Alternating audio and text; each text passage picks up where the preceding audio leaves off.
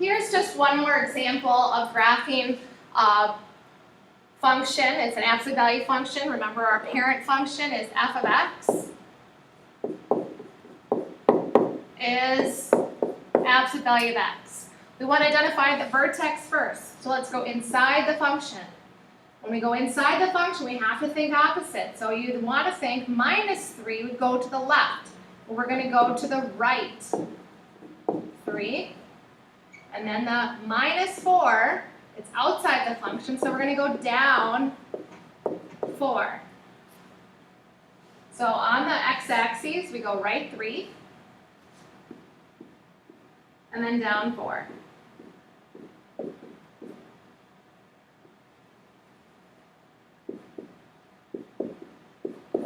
This is what we call our vertex, right 3, down 4. That's our first order pair in our chart. Now we're going to evaluate the function. There's a couple more transformations going on. If you notice that -2, that's going to change our graph a little bit. It's going to cause us to have some reflection and some stretching or compressing. Let's see what happens. So we're going to evaluate it for -2, absolute value of x minus 3 minus 4. So now we pick on the x-axis. We started, remember, on the x-axis at 3. Now we're going to choose 1 to the right, which is 4.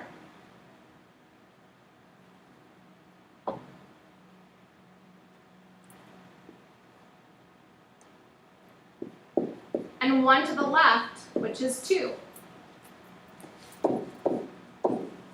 And we evaluate it in the red equation. So we have -2 in the front. We're going to replace the x with 4. And now we simplify this. Be careful here.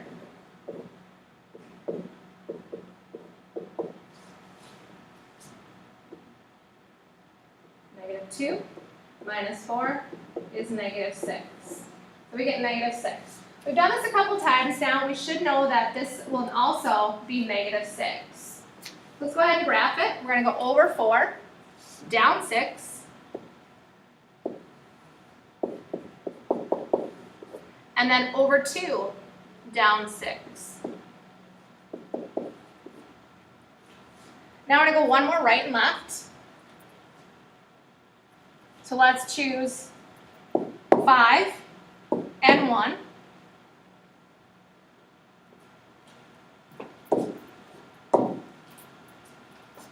And we evaluate in the red. So we're going to place the 5 in for x.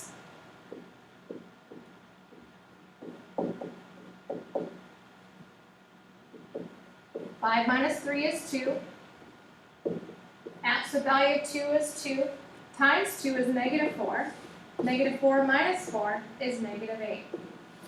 So this should also be -8. So now let's graph it. Right 5, down 8, and then right 1, down 8.